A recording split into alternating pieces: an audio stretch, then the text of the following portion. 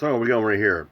Seattle Police Department Chief Adrian Diaz talks protest policies following settlement for 2020 protests. And we all know what that protest stems from. Yeah, CHOP up in Capitol Hill area, all that stuff. Yeah. Seattle Police Department Chief Adrian Diaz addressed the department's protest policies for the first time since the city settled a lawsuit related to the 2020 protests. Yeah, I'm talking about the CHOP area. Police chief for the first time since the city settled a lawsuit stemming from the 2020 protests.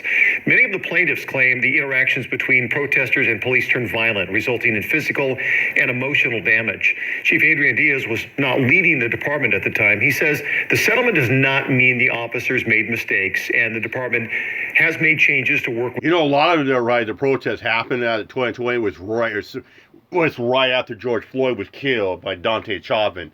And a lot of outrage was going on about there, and people were talking about, defend the media, defund the police, saying blue lives matter, black lives matter, all that stuff.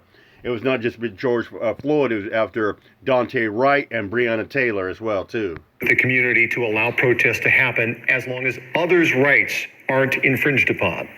We'd still find ourselves making arrests when people do criminal acts, from anything from property destruction to assaults.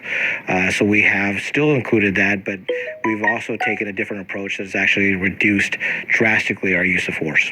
The case with the city was settled for $10 million. The city did not admit to any wrongdoing.